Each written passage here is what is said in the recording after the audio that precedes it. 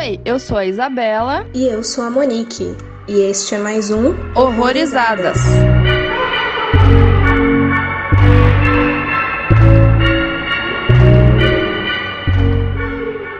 Oi, gente, sejam bem-vindos a mais um Horrorizadas. E hoje a gente vai falar de um filme que tá no Festival do Fantaspoa, que é o Seitor. Então a gente vai tentar trazer nesses dias aí alguns filmes do festival, os que a gente conseguir ver e forem legais, né, forem interessantes. Bom, e hoje o Henri do Claquete de Papel tá aqui pra falar com a gente. Oi. Oi, gente. Seja bem-vindo.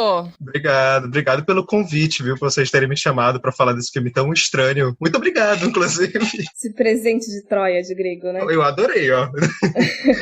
Uns gostos peculiares. Uhum. E, assim, a gente assistiu ele pelo Fantaspoa, mas talvez até o dia em que esse episódio saia, o filme não esteja mais disponível. Mas fica aí um aviso, uma introdução pra quando ele sair de formas legais ou ilegais, né? Vai que vocês vão atrás e procurem, porque é bem interessante. Sim. Então vamos lá. A sinopse desse filme é centrada no Adam e na família dele. Ele, no caso, vive numa floresta meio desolada, esquisita, inóspita, e seu dia a dia é basicamente checar umas filmagens que ele faz da floresta e ocasionalmente recebendo visita do seu irmão Pete. Mas um outro membro da família que se destaca realmente na vida dele é a avó Nene, que há muito tempo já é uma receptora de um espírito que ela chama de Seitor. Essa presença tá entrando na mente dela e, como ela mesma diz, ensinando a ser uma pessoa. E o Adam, ele lentamente vai percebendo que talvez essa entidade tenha um propósito um pouco mais malévolo. E não mais confinado à psique de Nene, o Seitor, ele começa a se manifestar de outras maneiras, ameaçando a vida de Adam e de toda a sua família, que já é meio problemática.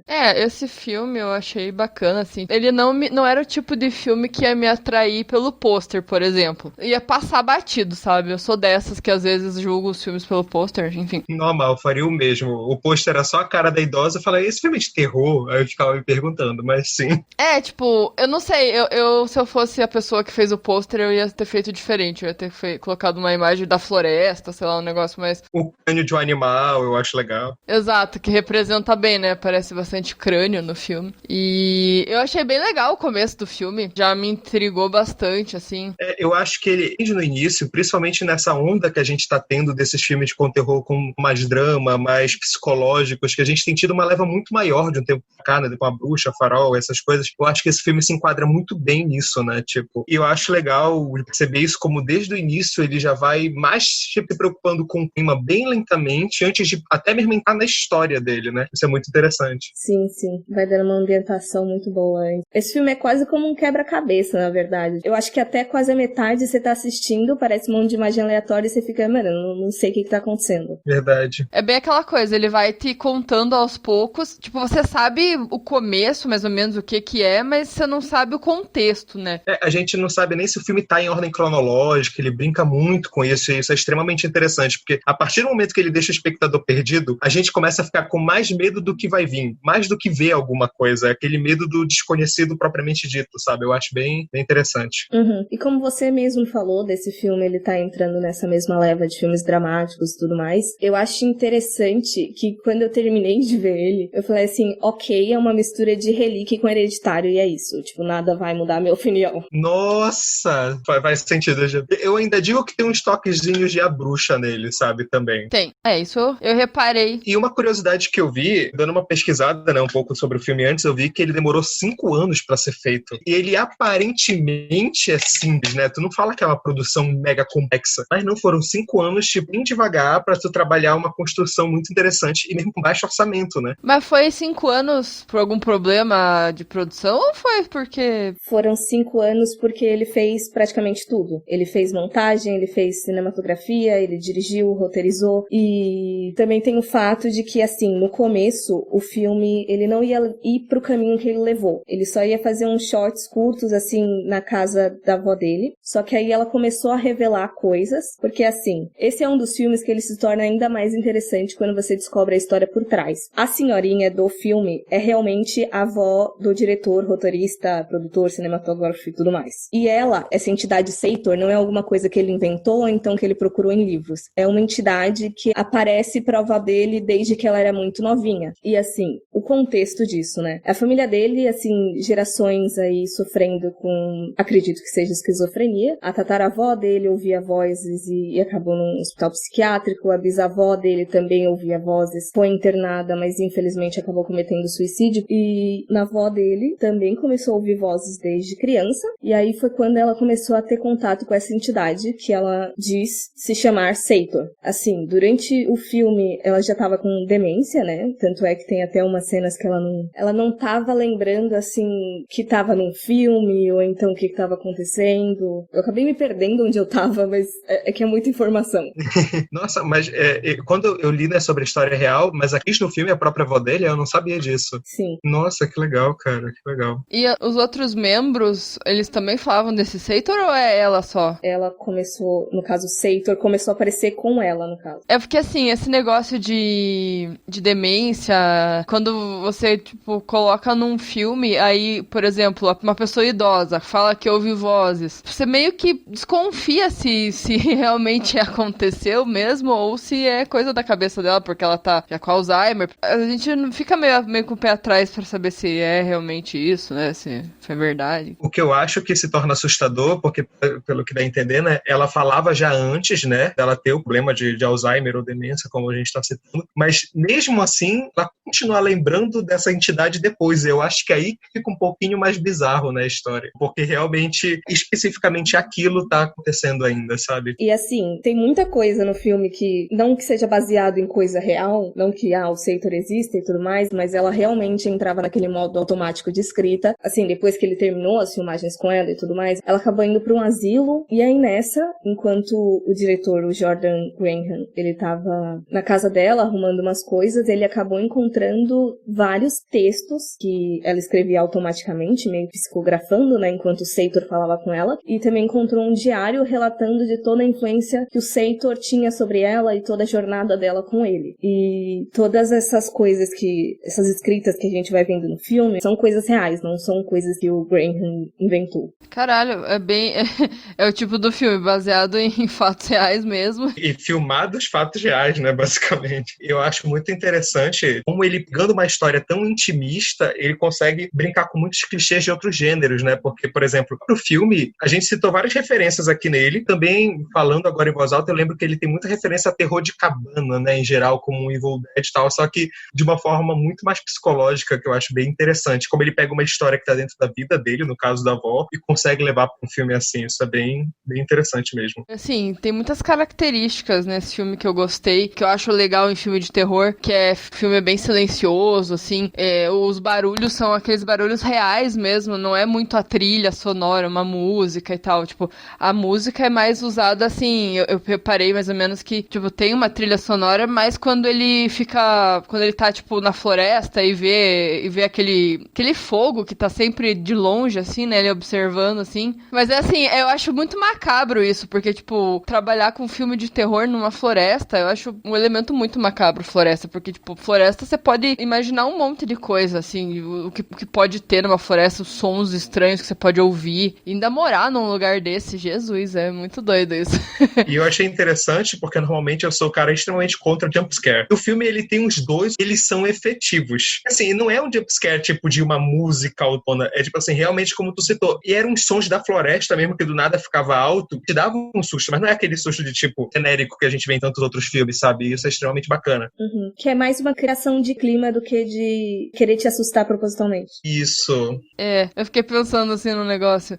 Quando você tá dormindo em algum lugar que você não conhece, sei lá, numa casa que você nunca dormiu, ou enfim, aí você ouve um barulho lá fora, daí tipo, você pergunta pra alguém, mas o que barulho é esse? É lá de fora. Daí, tipo, tá, legal que é lá de fora, mas o que é? Tá que não tá aqui dentro, mas porra, tá lá fora, pode ser qualquer coisa, sabe?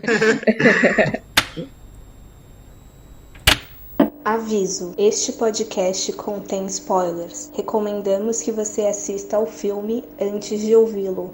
Então, assim, puxando já pro filme em si, né? Eu preciso comentar que eu achei, não genial, porque não que tenha sido uma coisa que ele inventou e tal, mas eu adorei essa mudança entre tipos de câmera, assim, pra mostrar as coisas que ele lembrava, que já ia usado em 4x3 em preto e branco, e no que tá acontecendo, que já é colorido e 16x9, né? Mano, deu um clima muito bom pro filme. Nossa, sim. E, assim, a gente vê isso em outros filmes, como você falou, mas eu achei bem criativo a maneira desse filme usar. Como realmente ele tivesse assistindo umas filmagens que ele fez. É igual a gente pegar uma VHS e assistir nosso aniversário de 3 anos, sabe? Assim, aquele clima bem nostálgico, sabe? Então, foi muito isso que passou pra mim também. Ele não é tipo só uma troca de filtro, né, de cor, como a gente até falou no After Midnight, que tem essa troca, mas remete mais à filmagem mesmo, uma coisa que alguém tá assistindo na hora ali, não tá lembrando da cabeça. É porque não é só o filtro, uma coisa que é interessante nisso é porque ele muda até a técnica de filmagem. Ele usa muito mais câmera de mão essa hora. Então, por mais que a gente esteja vendo uma filmagem, como se ele estivesse filmando realmente bem de dentro da cena. Enquanto o resto do filme a gente tem muitos ângulos largos pra mostrar bem a floresta e mostra a pessoa de longe e tal. Essas filmagens de preto e branco, elas são muito mais próximas, sabe? Mas cenas que ele foca bem no rosto da avó dele, né? Então, assim, é como se a gente estivesse sentindo mais de perto a memória que o protagonista tá tendo, sabe? Então, isso é bem interessante também. Sim, sim. Eu acho que esse episódio eu vou trazer um monte de fun fact, assim, de curiosidade nesse filme, mas é que, assim, foi interessante de como essa escolha surgiu e por que surgiu. Porque vocês lembram daquela cena que rola meio que uma festa de aniversário? Sim. Aquela cena, na real, é um mix de uma fita que ele tinha encontrado da própria família dele. Tanto é que vocês podem perceber que a avó dele tá mais jovem. E aí ele mistura essas fitas reais com a dos atores, porque aqueles atores não são da família dele de verdade, né? E eu só fui reparar mesmo, assim, tentar conseguir identificar essas mudanças, tipo, na segunda revisão já sabendo disso tudo. Porque na hora eu só achei, assim, como ele mesmo cita, que ele foi muito bom em rejuvenescer a avó dele, né? Olha, que é uma verdade, né? A avó dele não tinha me tocado dessa, não. Esse negócio de câmera que você falou, da câmera na mão, né,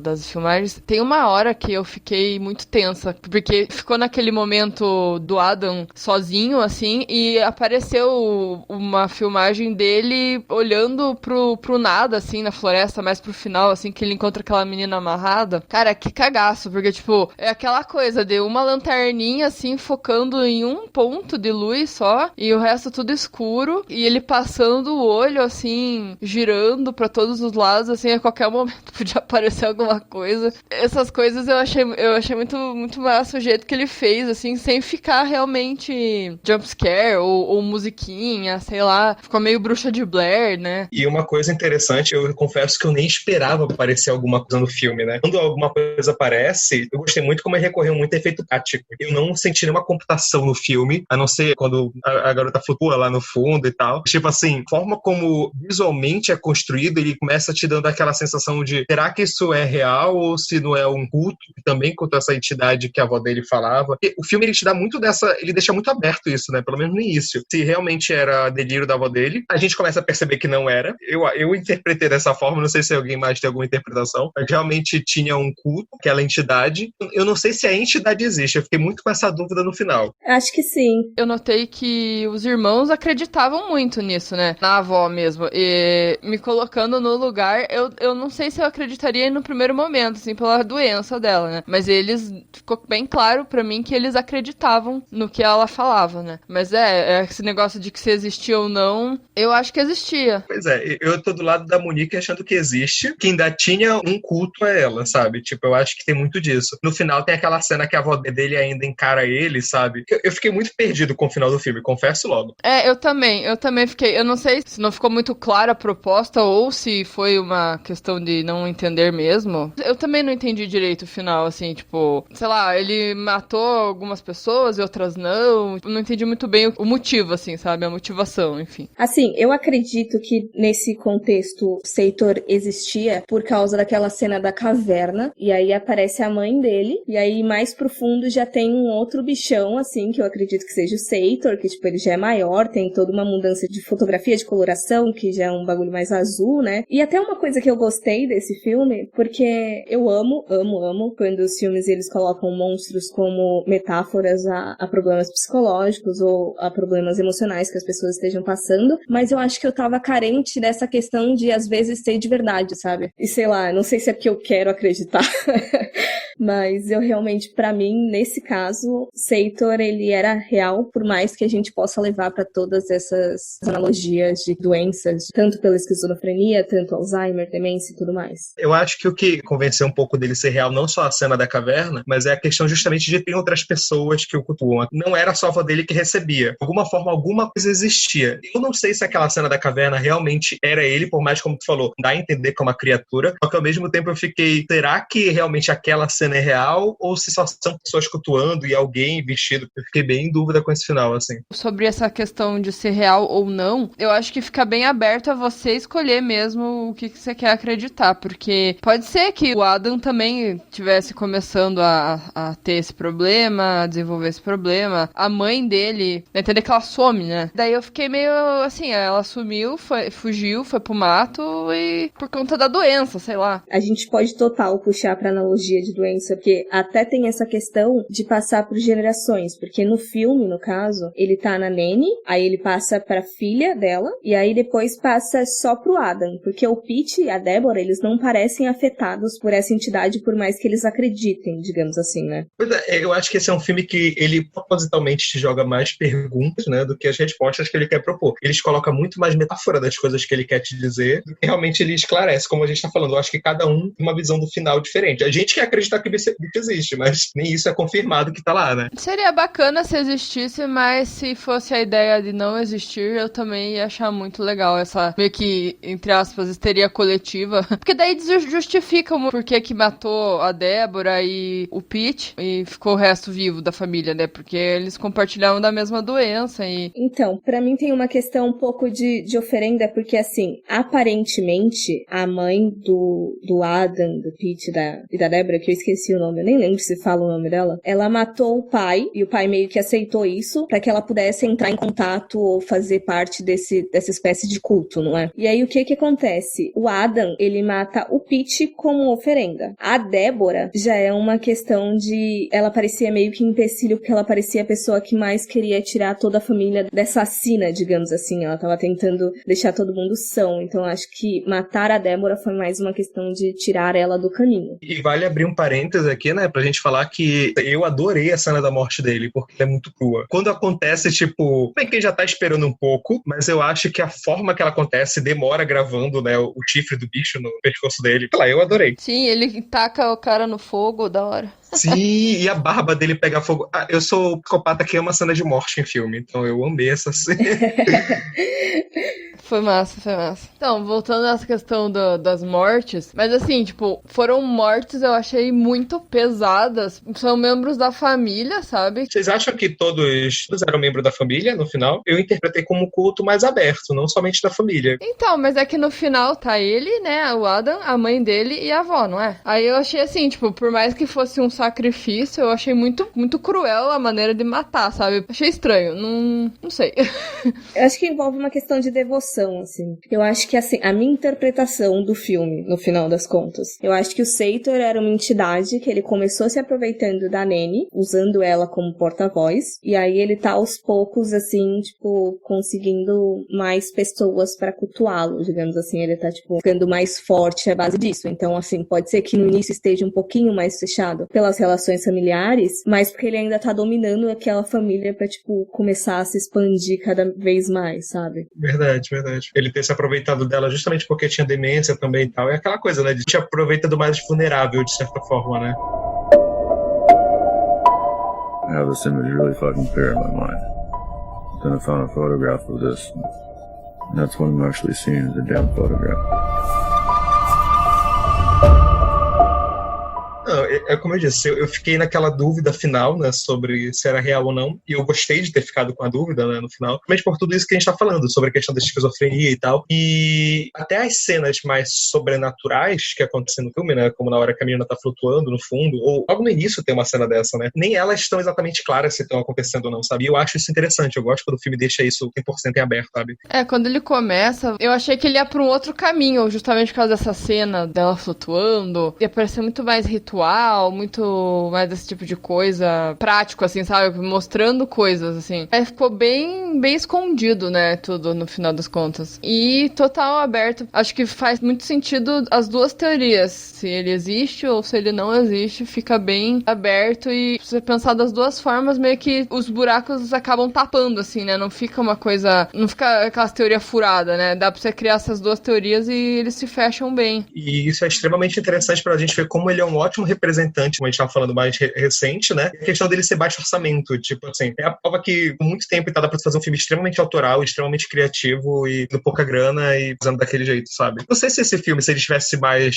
orçamento, ele ia sair dessa forma tão boa quanto ele saiu, entende? Tipo assim, por aquelas escolhas que a gente tá falando sobre não utilizar a computação, o Seitor ser alguém fantasiado, sabe? Isso é muito interessante. Eu acho que o filme ganha muitos pontos por isso, sabe? Ah, e tem um detalhe, lembrei de uma coisa que eu acho interessante de comentar, a questão do anacronismo que ele brinca no filme sobre onde ele se passa exatamente, porque ele tem o computador, mas tu vê que é uma coisa antiga, então não dá pra entender se o filme se passa nos dias de hoje, mas a tecnologia lá que ele tá guardando é antiga, ou se, tipo, até o filme pode se passar um pouco mais atrás, sabe? Eu gosto desse jogo que faz, sabe? Te mostrando uma tecnologia e tal. Que era a única tecnologia que ele tinha, esse computadorzinho, né? Porque celular não tinha, provavelmente não ia pegar o sinal onde ele morava. E também, muito doido o fato dele morar naquele lugar. E o que você falou da questão de ser baixo orçamento e funcionar muito bem, eu acho que é muito a questão de você saber trabalhar com os elementos floresta e todas essas coisas, porque tem filme que se passa na floresta e é uma merda, tipo, sei lá, eu lembrei de um que, tipo, aquele filme da Floresta do Suicídio lá. Nossa, não, aquele não existe, por favor, não me lembre. Então, eu não lembro o nome dele agora, mas é um que se passa naquela floresta do Japão. E assim, poxa, a história é mó macabra, se você pensar. Tipo, uma história que poderia ter dado um filme muito bom.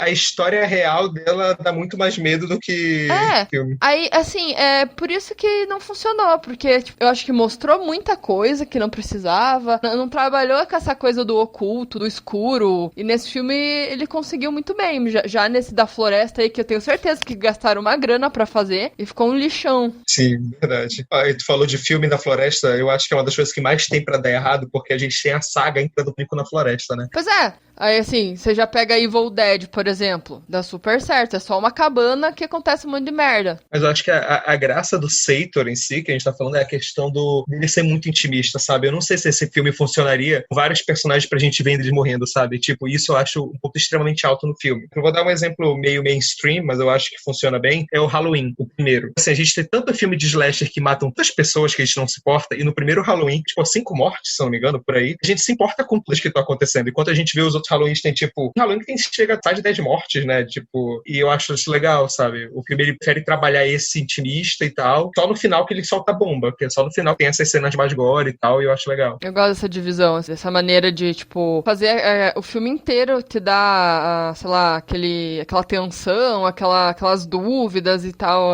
te prepara, assim, pra um finalzão bizarrão e pesadão. Não sei, tipo, gostei, achei da hora. Sim. Eu acho que ele é o tipo de filme que a gente diz assim, não entendi tudo, mas adorei. 5 estrelas, mas não entendi nada. Não entendi, mas era isso, eu acho que... E já que vocês puxaram essa questão da floresta, eu até senti, por mais que eu acho que ele não se enquadre 100%, assim, muita influência, e por pouquíssimos, só por uma questão de birra, ele não se encaixaria num folk horror. Acha que não se encaixaria, agora eu fiquei em dúvida. Não, assim, a gente tem muitos elementos em comum, mas assim, eu já vi definições de folk horror relacionados mais a cultos pagãos europeus, sabe? Ah, sim. Então, assim, se for por essa temática em específico, não. Eu acho que esse filme não é um folk horror, eu até ia falar. Ele tem elementos, mas eu acho que ele não é, justamente pela questão técnica. Mas, assim, toda essa questão de puxar por até entidades muito relacionadas à natureza, toda essa presença constante da floresta, porque ela mesma, ela acaba se tornando ali algo intimidante que te apavora, né? E todo esse minimalismo e a entidade, culto, eu acho que tem muitos elementos comuns, por mais que entre em discussão aí sobre ser ou não. Uhum. Sim, os elementos eu concordo plenamente. Mas por não ser uma entidade pagã, europeia, tipo, é uma entidade que, tipo, até então é da cabeça da mulher, sabe? Não é, tipo, você não vai procurar num livro e vai achar sobre isso, sabe? Folk horror é uma coisa que eu acho que acabou, entre aspas, popularizando com a bruxa, daí foi pro Midsommar, e, assim, acaba chamando muito atenção. Por mais que já tenha lá atrás o Homem de Palha e tal, mas é um subgênero muito foda, assim, muito massa. Me chama muito atenção quando alguém fala, vai sair um filme e tal sobre folk horror. Na verdade, o Sator, eu li em algum lugar que era folk horror, e daí por isso que até me chamou a atenção. O pôster achei meio blé, mas daí, tipo, folk horror, opa, legal, sabe, assim. É engraçado porque o pôster realmente me chamou a atenção desse filme. Pra falar a verdade, eu tava esperando ele há muito tempo, antes mesmo de saber que ele ia pro Fantaspoa. E é engraçado que, tipo, de primeira eu não reparei, só depois de ver o filme que eu reparei que, assim, é porque eu achava que era a senhorinha e tinha fogo, assim, embaixo. Depois que eu reparei que era o Sator. Aí eu gostei ainda mais do pôster. Eu jurava que era fogo. Então, tem o Sator dos dois lados. Agora eu tô assustado de não ter percebido isso. Não, ele dá uma alusão a fogo, porque o filme tem muito fogo, né? Tem umas paradas de fogo. Acho que não é nem o Sator, porque o Sator, ele tem um chifre diferente, né? É aqueles outros da floresta. Ah, sim. É as pessoas que cultuam, no caso. Então, tipo, ele já fica tudo muito dúbio desde a porra do pôster, porque você não consegue reparar em todos os elementos. E puxando um pouco isso, eu acho que é até um filme que, por mais que você tenha gostado da primeira vez, ele definitivamente merece uma segunda revisão, porque eu acho que na primeira você fica muito preocupado em tentar entender aquele bando de cena que parece que não faz sentido nenhum. E aí, na segunda revisão, ao menos foi a sensação que eu tive, na segunda revisão você começa já a aproveitar os elementos daquele filme e não tentar entender. Verdade. Aí se torna um filme muito mais sensorial do que, enfim, a questão de entendimento, né? O lado lógico. Porque a primeira coisa que a gente tenta fazer quando vai ver um filme, que não vai te explicar tudo, é você tentar entender e ficar tentando na tua cabeça, tipo, nossa, mas o que será que é isso, né? O que será que tá acontecendo aqui? Aí na tua cabeça você meio que não aproveita 100% o filme. Mas assim, às vezes você não tem que entender naquele momento, sabe? Não é pra você entender ali, é pra você entender depois. Mas você quer entender já. Você já quer saber o filme inteiro. Quer entender logo. Tipo assim, eu tenho isso, sabe? Às vezes eu fico pensando, nossa, por que eu não entendi ainda? Será que eu sou retardada? Ou é o filme mesmo que tá demorando? O nome disso é ansiedade. Não, e depois quando a gente repara até a história é simples, o negócio é a forma como conta. Querendo ou não, a gente discutindo aqui sobre o Sator, a gente vai percebendo que até é simples a história, né? Tipo, mas o papo é a forma como ele conta e como ele constrói esse clima. E todas essas interpretações que a gente tá tendo é o que faz ele ficar diferente. Senão, esse filme tinha muito risco de ser um filme genérico de floresta. Ou então um filme genérico de culto. O que realmente muda ele, difere ele dos outros, é essa questão da própria senhorinha ser tudo é verdade ali, a questão da família. Eu acho muito engraçado. A gente fala, tipo, como se fosse uma coisa fofa, né? A senhorinha, e ela, tipo... É que, porra, é que assim, eu tenho um problema com pessoas com Alzheimer, porque meu avô morreu de Alzheimer, então, tipo, é uma coisa assim, pra mim é tudo fofo e dá muita dó, sabe? Porque, tipo, a pessoa tá num outro universo, assim, sabe? Sim, total. Mas, assim, eu amo esse conceito de senhorinha que tem as paradas bizarras junto com ela, porque eu não consegui, até o final do filme, pra mim ela ainda é uma avó. Se ela chegasse me oferecendo uma maçã muito vermelha, eu ia comer, 100%. Eu acho que vocês devem fazer um especial só de senhorinhas em filme de terror. Porque a gente tá falando de senhoras aqui, eu já lembrei do início do Arraste-me para o Inferno. Uma coisa que é muito bizarro também que você falou de senhorinhas com coisas estranhas é que se você começar a trocar uma ideia com pessoas mais antigas, assim, mais velhas, eles têm tanta história louca, assim. Tipo, já viu tanta coisa, sabe? Então é muito doido isso. Essa senhorinha é sensacional e é a avó dele de verdade. E, assim, muito triste que ela tenha morrido. Ela morreu antes do filme sair, eu acho. Agora me bateu uma coisa na cabeça, que se ela tivesse viva, se ela ia encarar esse filme como uma homenagem mesmo. Porque, assim, tipo, a gente tem vários filmes fofos, olha, para minha avó, para não sei o quê. Então, esse filme onde a minha avó vê um demônio que mata todo mundo. Que coisa fofa.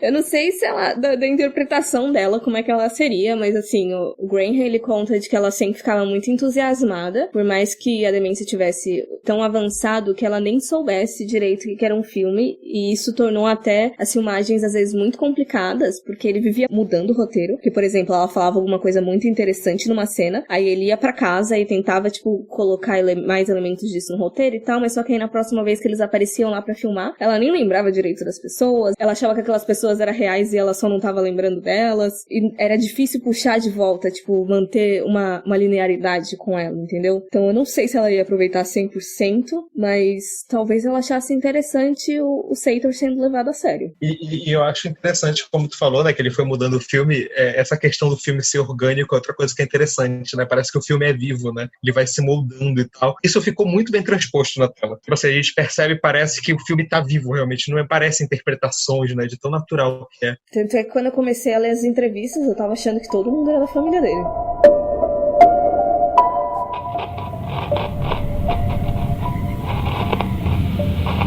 Sator has searched you, and he knows you. He knows when you rest and when you rise.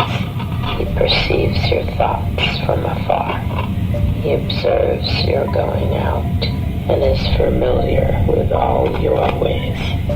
When you lay your hand upon Sator, such knowledge will be too wonderful, too high for you to attain.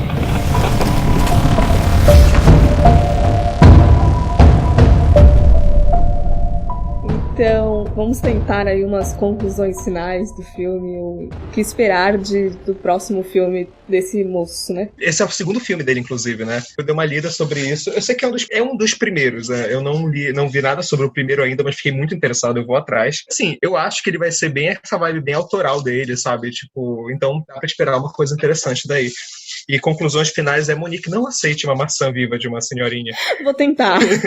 Já é muito estranho, né? Se você parar pra pensar, oi, estou aqui de boa na minha casa, uma véia chega com uma maçã, ô, quer uma maçã? Tipo, não. Ai, mano, é vó, meu ponto fraco é vó.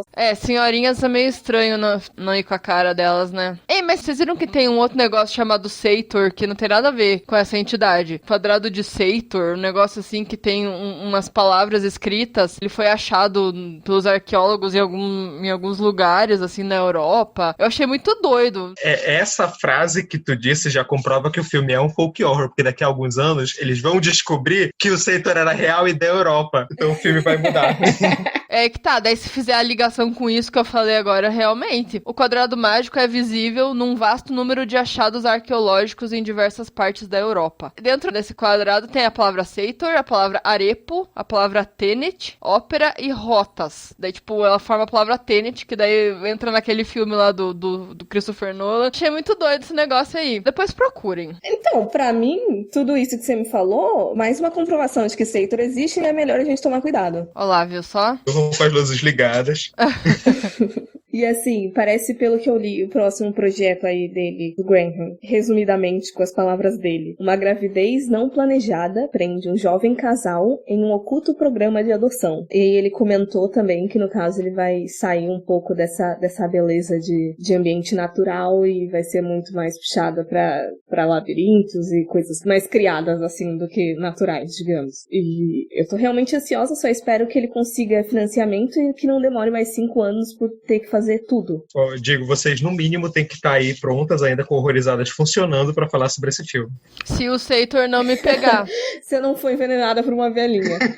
Eu espero muito, assim, que vocês assistam a porra desse filme. Se vocês continuaram até aqui sem ter assistido o filme, fiquem de olho, assim, pra ver se esse filme vai sair, porque ele é sensacional. Eu acho que pra todo mundo que tá gostando dessas últimas levas aí, pós A Bruxa. Enfim, eu amei esse filme, achei sensacional e vou continuar consumindo tudo que esse cara fizer. Ah, sim, com certeza. Eu já tenho que fazer uma lista, porque tanto dos filmes que a gente fala aqui, tem tanto projeto promissor de tantos diretores aqui que a gente já falou. E vocês estão tendo Fantaspo aí, vocês vão ter, tipo, muito filme pra material pros próximos podcasts. Muita coisa boa saindo lá. Nossa, e tem muito curta bom também. Olha, até fica a dica aí, quem conseguir ver os curtas que estão lá na Darkflix são muito bons também. Maratonei vários do Fantaspo. Com certeza. Vale muito a pena. Então, fala pra gente aí E pra onde que a gente pode seguir o Claquete de Papel? Onde é que você tá? O pessoal que se interessou por você? Ah, sim. Quem tiver interesse, eu tenho a página Claquete de Papel, uma página de cinema e quadrinhos no Instagram. E lá tem um conteúdo muito variado. Então, às vezes eu falo de terror independente, outro dia eu tô falando de Naruto. Não, brincadeira, todo limite, né? Mas é isso. Inclusive, eu vou estar fazendo uma crítica do Seitor no mesmo dia que estiver saindo esse podcast para promover vocês e fazer essa ligação de tipo, ó, falando aqui, vamos ouvir o podcast para saber mais. Boa, vale a pena. Altos rolê, legal. E ele manja de fazer uns videozinhos engraçados também. Não me expõe, sabe? Tem que contextualizar. Sabe, eu tenho vontade de fazer curta de terror também, mas como eu ainda não consegui, eu faço sozinho, eu faço mesmo de comédia porque eu sei que vai ficar tosco, então eu vou lá e levo pra comédia. Porque... E Isa, onde é que a gente está? Gente, vocês podem encontrar o Horrorizadas também no Twitter, como Horrorizadas PC, no Instagram como Horrorizadas Podcast e no Facebook também com esse nome, Horrorizadas Podcast, e também no horrorizadas.com. E tem uns textinhos maneiros também, umas listinhas de filme. Uma indicação melhor que a outra. Exato. Então é isso, pessoal. Espero que vocês tenham gostado do episódio e do nosso convidado maravilhoso aqui. Valeu, Henry. Obrigado pelo convite, gente. Sempre que vocês quiserem falar, assim, podem me chamar que nas próximas eu vou estar gravando mais. Hoje eu tava com vergonha. Ah, fala do School, Henry. O School, você falou que é o teu professor que é o diretor, né? Ah, tá. Porque o School, um professor meu atuou e ajudou na produção, e eu vou ter uma aula no sábado que vem com o diretor do School. Então, assim, eu quero ver se eu aproveito para pegar o máximo de informação possível. Se vocês quiserem, aí, tamo junto. Ele vai sair na sexta-feira. Ah, legal. Se a gente conseguir ver o filme, né? Porque eu acho que vai ser um dos mais disputados pra assistir. Nossa, total. Com certeza a gente vai prestigiar. E só um recadinho antes da gente finalizar. Você, ouvinte do podcast do Horrorizadas, saiba que nós também estamos todas as quintas às 8 horas no Bom Som, uma web rádio que veio aí para unificar todos os estilos em um só lugar. A programação deles conta com programas esportivos, musicais, cultura pop, política e tudo que for mais relevante no nosso dia a dia. Tem diversos outros podcasts e muita música maneira lá, então se vocês quiserem prestigiar a gente ou o trabalho do pessoal, é só acessar o bomsom.website.radio.br. Nós também vamos deixar o link aí na descrição e conta pra gente também se vocês estiverem ouvindo a gente pelo Bom Som, o que vocês estão achando e tudo mais. E é isso. Obrigada, Henri, e até o próximo episódio. Obrigado pelo convite. Obrigada, galera. Espero que vocês gostem do filme e do episódio. E é isso aí. Tchau, tchau, gente. Tchau, tchau.